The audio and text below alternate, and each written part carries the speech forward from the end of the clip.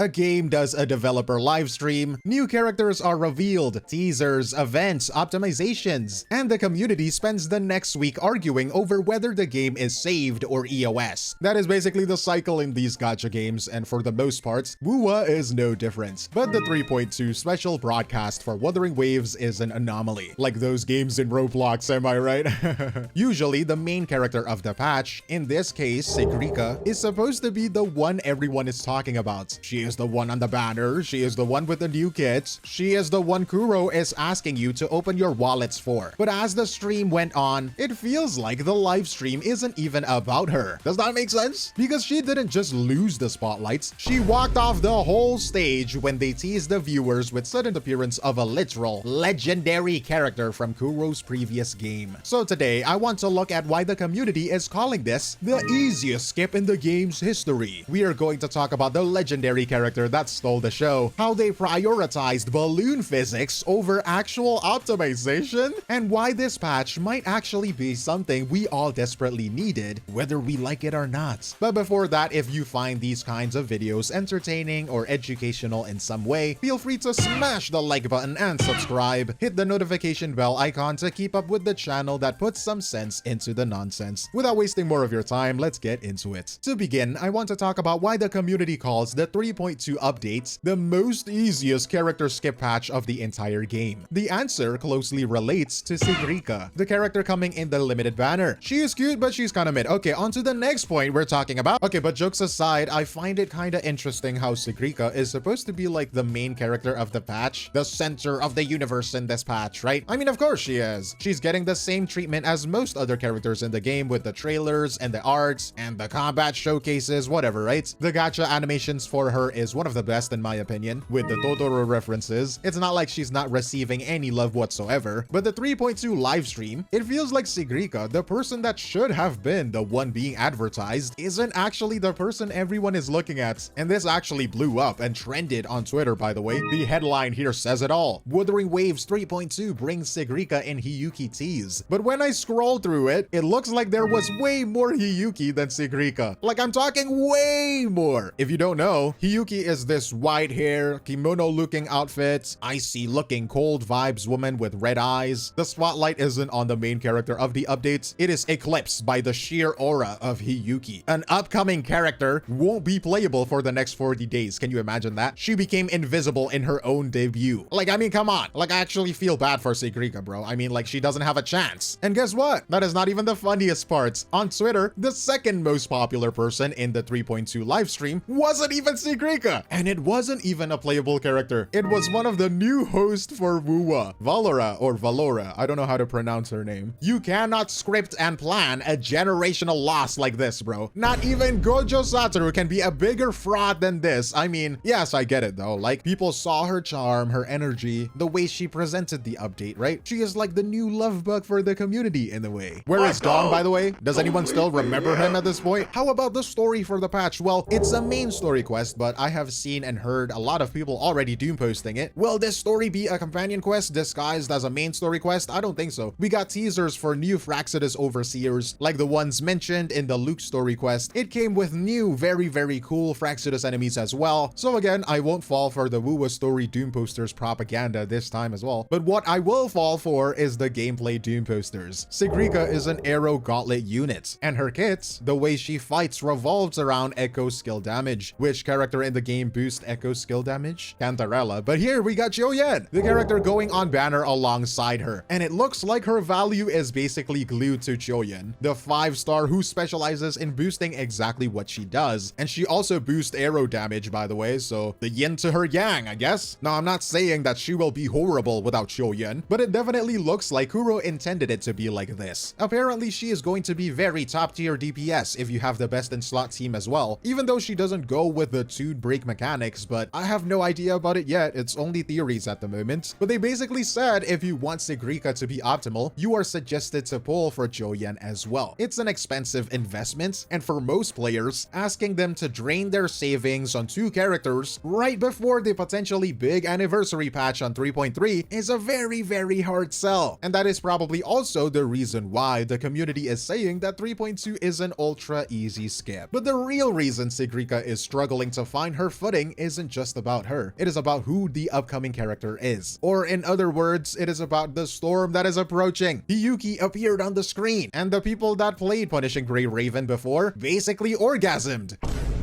How do I know that? Because that is me. I played Punishing Gray Raven, and I know exactly who she is supposed to be. It doesn't feel like a character reveal to me, it's a reunion with the community favorite character of the game, 𝗖cie𝗽𝗆𝗆𝗵𝘁. She looks like Alpha from another universe, one of the most iconic, powerful characters Kuro has ever made. Obviously, we have the white hair, the ponytail looking, you know how Solan Lee loves his white hair waifus, but we also have the kimono looking outfit, red and white colored, and those red eyes with that cold stare. She has this aura, somewhat of a sense of authority, you know? We have no idea about how she plays. We can only see that she will most likely be a Glacio unit. I would be goddamn surprised if she turned out to be any other element. I mean, she has these ice things when she steps, the icy fog thingy. Imagine she is suddenly Arrow. But no, I really think she is Glacio. We haven't had any really new Glacio DPS characters, but what I mean about how she plays is not her kits. I mean how she plays visually. This is what the community is basing her off of, Punishing Gray Raven gameplay. If this is what we're getting, I am actually going to become a Hiyuki main forever, bro. It's unlikely, I think. I hope they can do something like this, but what are you going to do with ice, bro, right?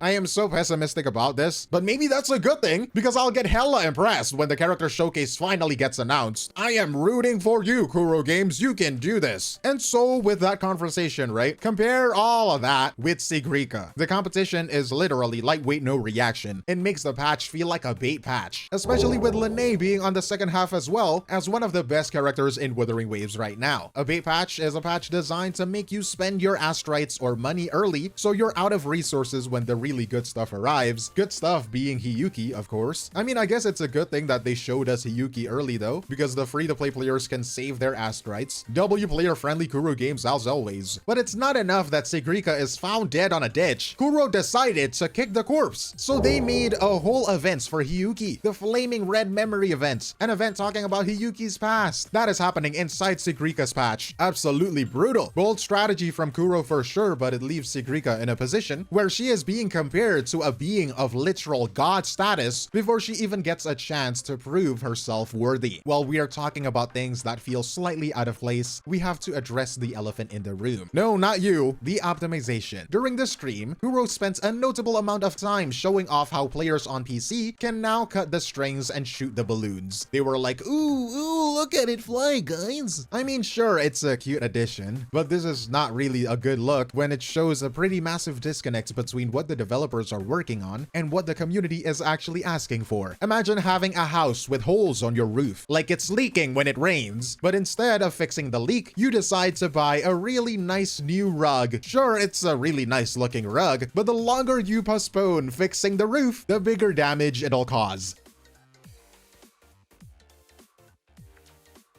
For the average player on the mid-range phone or an older PC, the game is relatively still a struggle to play. There is a lot of talk about the storage taking a massive space in these devices, like a fat guy needing 2 seats on a plane. The game needing 160 gigabytes of memory, like this game is fat. I've heard that the game takes a lot of processing power as well, but I don't have a problem with that, so I don't know how valid that statement is. Kuro did announce a high-quality upgrade for the graphics, made for the high-end devices, I assume, but that is only really a win if you're one of the people who has those high-end devices in question. Most people just want to play the game to stay open without crashing. Heck, they just want the game to be optimized enough to be playable at all. And that being said, there is a genuine W for the player base in the new quality of life updates, especially for the ecosystem, and I think this is genuinely the best quality of life for a big part of the player base. They implemented a way to import and export echo management codes. So basically, let's say a smart player or some guide maker out there figures out their perfect settings to filter out the trash echoes. They can give you a code, copy and paste, and the game will automatically learn how to manage your inventory for you. Sorting out and cleaning up echoes is a drag, and this just saves everyone potentially hours of boring chores, and you can just get straight into the pain of echo upgrading, am I right, chat? So after all of that talk, it does very much look like a standard filler patch, and exactly what it sounds like, the patch with its content designed to fill the time between major updates. Only one new character, a few leisure events, like rhythm games and Tetris-style blocks. It's clear the game is taking a bit of a breather, or I don't know, the devs are taking a breather. I'm guessing the real resources are going into the big patches after. And we know Kuro Games, most of the times, it's incredibly worth it to just wait, so I'll trust them, right? These events are mostly light and quick to finish. They're a low-effort way to get a lot for your savings for the big 3.3 anniversary patch, or that upcoming Edgerunners collab. It is a patch of low investment for high reward. Not the best thing in the world, but we take what we can get. I also saw on Twitter that even though it's a filler patch, we still get above pity amount of pulls, so that's nice. And also, of course, fortunately, it's not completely dry. We're getting a new hologram for the overworld boss 𝗖cie𝗽𝘆𝗿𝗵𝘁, which in my opinion, just from the looks of it, will be the most cancerous boss in the game. I might be wrong, but I would be really happy to be wrong actually. We have a new endgame end state matrix, so no worries. There are still enough high-level combat to keep your skills sharp. Our coping mechanism right now is to think of this patch as a way to finally try something new. Maybe it's time to finally clear those older side quests you ignored. Or maybe it's an opportunity to pick up a new hobby, try another game, or actually go outside and touch some grass. Okay, maybe not that. Socializing is scary after all. We need to prepare for the Kill Kuro Games movement in the upcoming weeks, because you know that is always what's gonna happen. Remember that the big content is coming and it's going to be absolute cinema. See this filler period for exactly what it is, the moment you need to prepare for the storm. Version 3.2 is not the grand 3.3 anniversary. It is not the optimization miracle the mobile players are begging for, and for a lot of people, it's not even the Sigria patch. It is the 𝗖ηκε waiting room. It is a strange position for a game to be in, where the most exciting thing about the current updates is the promise of the next one. But at this point, I think I'm used to it. I'm no longer at the stage where I demand every patch to be peak, like I used to a few years ago. I'm more like, I believe that even filler patches can and should be enjoyable. If they can do at least that, if the next patch will be